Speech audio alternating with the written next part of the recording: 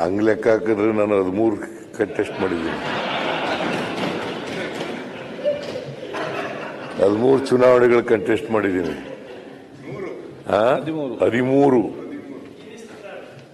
13 ಚುನಾವಣೆಗಳನ್ನ contest ಮಾಡಿದ್ದೀನಿ. 2 Lok Sabha ಸೋತಿದ್ದೀನಿ, 2 assembly ಸೋತಿದ್ದೀನಿ. ಪ್ರತಿಯೊಬ್ಬರು ಕೂಡ ಅವರ ಆತ್ಮಾವಲೋಕನವನ್ನು ಮಾಡ್ಕೋಬೇಕು. ಈಗ ನಾವು ಈ ಕಡೆ ಸದಸ್ಯರಾಗಲಿ ಈ ಕಡೆ ಸದಸ್ಯರಾಗಲಿ ಮಾತನಾಡುವಾಗ ಇನ್ನೊಬ್ಬರಿಗೆ ನೋವುಂಟಾಗೋ ರೀತಿಯಲ್ಲಿ ಮಾತಾಡಬಾರ್ದು. ಇದು ಸದನ ನೋಡಿ, ಎಲ್ಲ ವಿದ್ಯಾರ್ಥಿಗಳೆಲ್ಲ ಬಂದು ಕೂತಿದ್ದಾರೆ, ನಮ್ಮನ್ನೆಲ್ಲ ನೋಡ್ತಾ ಇರ್ತಾರೆ, ನಮ್ಮ ಬಿಹೇವಿಯರ್ನೆಲ್ಲ ನೋಡ್ತಾ ಇರ್ತಾರೆ, ನಾವು ಯಾವ ರೀತಿ ನಡ್ಕೊಳ್ತೀವಿ ಅಂತಕ್ಕಂಥದ್ದನ್ನ ನೋಡ್ತಾ ಇರ್ತಾರೆ. ನಾವು ಪದ ಪ್ರಯೋಗ ಮಾಡುವಾಗ ಅದು ಸಂವಿಧಾನಿಕವಾಗಿ ಸಂಸದೀಯವಾಗಿರಬೇಕು.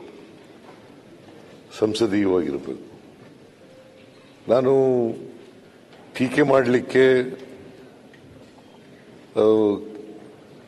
ನಾವು ಯಾವತ್ತೂ ಕೂಡ ವಿರೋಧ ಮಾಡಲ್ಲ.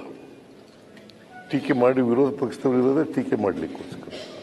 ಆದರೆ ಪದ ಪ್ರಯೋಗ ಮಾಡುವಾಗ ಮತ್ತೆ ವಿಷಯಾಂತರ ಮಾಡಿ ಮಾತಾಡ್ತಕ್ಕಂಥದ್ದು, ಮತ್ತೆ ವೈಯಕ್ತಿಕವಾಗಿ ದ್ವೇಷ ತೀರಿಸಿಕೊಳ್ಳೋ ರೀತಿಯಲ್ಲಿ ಮಾತಾಡ್ತಕ್ಕಂಥದ್ದು ಇದು ಸರಿಯಾದಂಥ ಕ್ರಮ ಅಲ್ಲ.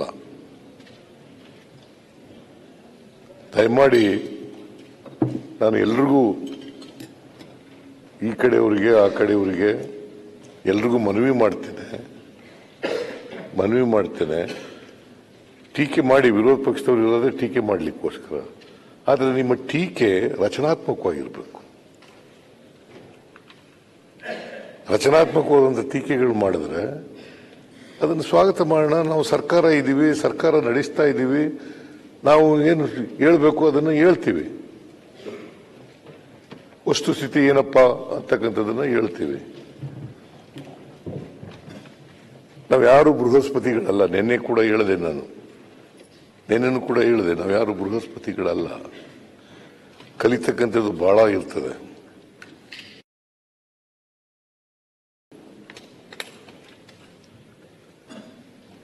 ಕಲಿಯಕ್ಕೆ ವಯಸ್ಸೇನಿಲ್ಲ, ಅದು ಅಂತಿಮ ಏನಿಲ್ಲ. ಅದಕ್ಕೆ ಯಾವಾಗಲೂ ಕಲಿತಾ ಇರ್ತದೆ.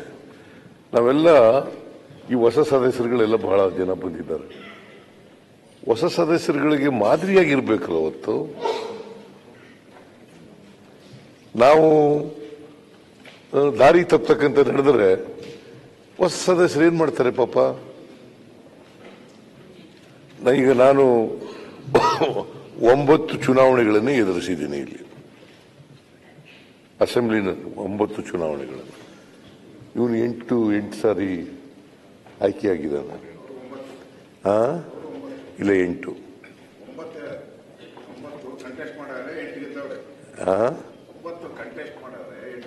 ಹಂಗ್ ಲೆಕ್ಕ ಹಾಕಿದ್ರೆ ನಾನು 13 ಕಂಟೆಸ್ಟ್ ಮಾಡಿದ್ದೀನಿ. 13 ಚುನಾವಣೆಗಳು ಕಂಟೆಸ್ಟ್ ಮಾಡಿದ್ದೀನಿ.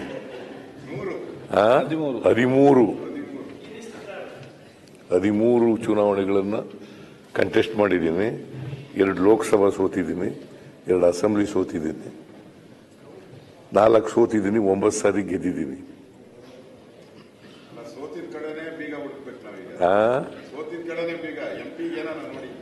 ಯಾರು ನಾನು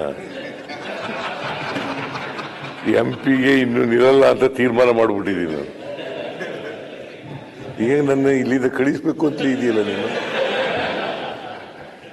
ಈಗ ನಿಮ್ಗೆ ಇಷ್ಟ ಇಲ್ವಾ? ಇವಾಗಲ್ಲ, ಬಹಳ ಒಂದು 5 ವರ್ಷದಿಂದ ಮಾತಾಡ್ಬೇಕಾದ್ರೆ ನನ್ಗೊಂದ್ಸರಿ MP ಅಲ್ಲಿ ಪಾರ್ಲಿಮೆಂಟ್ ಅಲ್ಲಿ ಹೋಗಿ ಮಾತಾಡ್ಬೇಕು ಅಶೋಕ್ ಅಂತ ಹೇಳಿದ್ ಜ್ಞಾಪಕ. ಅದಕ್ಕೆ ಹೇಳಿದೆ ಅಷ್ಟೇ. ಅದು ಮೊದಲಿತ್ತು ಹಂಗೆ ಪಾರ್ಲಿಮೆಂಟ್ಗೆ ಒಂದ್ಸರಿ ಹೋಗ್ಬೇಕು ಅನ್ನೋದಿತ್ತು. ಈಗ ಅದಿಲ್ಲ. 2 ಸಾರಿ ಜನ ನನ್ನನ್ನು ರಿಜೆಕ್ಟ್. ನೀವು ಡೆಲ್ಲಿಗೆ ಹೋದ್ರೆ ನಾವು ಆರಾಮದಿಂದ ಬದುಕಬಹುದು ಅನ್ನೋದ್ರಿಂದ ನಿಮ್ಮ ಗೌರವದಿಂದ ಡೆಲ್ಲಿ ಕ್ರಾಸ್ ಹಾಕ್ಬೇಕಂತ ವಿಚಾರ ಮಾಡಕತ್ತೆ. 2 ಸಾರಿ ನನ್ನನ್ನು ರಿಜೆಕ್ಟ್ ಮಾಡ್ಬಿಟ್ಟಿದ್ದಾರೆ, ಲೋಕಸಭೆಗೆ ಬರಬೇಡಿ ಅಂತ. 1918 ಒಂದ್ಸಾರಿ, 1991 ಒಂದ್ಸಾರಿ. 2 ಸಾರಿ ನನ್ನನ್ನು ರಿಜೆಕ್ಟ್ ಮಾಡಿಬಿಟ್ರು. ಸೊ ಇನ್ನು ಮತ್ತೆ ನಾನು ಆಸೆ ಪಡೋದು ಚೆನ್ನಾಗಿಲ್ಲ ಅಂತೇಳಿ ಬಿಟ್ಬಿಟ್ಟೆ. ಈಗ ಮಾಡ್ತಾ ಇಲ್ಲ. ಅದರಿಂದ ನೀನಾಗ್ಲಿ ನಾನಾಗ್ಲಿ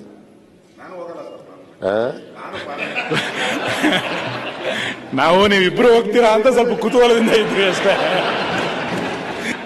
ನಾನು ಯಾರನ್ನೂ ಪಾರ್ಲಿಮೆಂಟ್ಗೆ ಹೋಗಿ ಅಂತ ಹೇಳಲ್ಲ. ಅವ್ರ ಖುಷಿ. ಪಾರ್ಲಿಮೆಂಟ್ಗೆ ಹೋಗ್ಬೇಕು ಅಂತ ಬಹಳ ಜನ ಆಸೆ ಪಡ್ತಾರೆ. ರಾಜ್ಯಸಭಾ ಮೆಂಬರ್ ಆಗಬೇಕು, ಲೋಕಸಭಾ ಸದಸ್ಯರಾಗಬೇಕು, ಕೇಂದ್ರದಲ್ಲಿ ಮಂತ್ರಿ ಆಗಬೇಕು ಅಂತ ಎಲ್ಲ ಆಸೆಗಳೆಲ್ಲ ಇರ್ತವೆ. ಮನುಷ್ಯನಿಗೆ ಆಸೆಗಳಿರಬೇಕು, ಆದರೆ ದುರಾಸೆಗಳಿರಬಾರ್ದು. ಯಾರಪ್ಪ ಕಡೆಯವರೇ ಸರ್? ನಿಮ್ ಕಡೆಯವರೇ, ನಿಮ್ ಕಡೆಯವರೇ ಸರ್. ಅಲ್ಲ, ನಮ್ ಕಡೆ ಯಾರು ಅನ್ನಲ್ಲ ನೋಡಿ. ಹೀಗೆ ಇದನ್ನೇ ಬೇಡ ಅಂತ ಹೇಳೋದು ನಾನು. ಮನುಷ್ಯನಿಗೆ ಆಸೆಗಳಿರಬೇಕು, ದುರಾಸೆಗಳಿರಬಾರ್ದು. ಅದು ದುರಾಸೆ ಯಾವಾಗಲೂ ನಮ್ಮನ್ನ ಆಸೆಯೇ ದುಃಖಕ್ಕೆ ಕಾರಣ ಅಂತ ಬುದ್ಧ ಬಹಳ ವರ್ಷಗಳ ಹಿಂದೆನೆ 7,500 ವರ್ಷಗಳ ಹಿಂದೆನೆ ಹೇಳಿದ ಅಲ್ವಾ. ಅದರಿಂದ ದುರಾಸೆ ಮನುಷ್ಯನಿಗೆ ಇರಬಾರ್ದು, ಆಸೆಗಳಿರಬೇಕು. ಅದರ ಮನುಷ್ಯತ್ವನೇ ಇರೋದಿಲ್ಲ ಆಸೆಗಳಿಲ್ಲದೆ ಹೋದರೆ. ಅದು ಲವ್ಲಿಯಾಗಿರೋದೇ ಇಲ್ಲ, ಜೀವನ ಇರಬೇಕಾಗ್ತದೆ.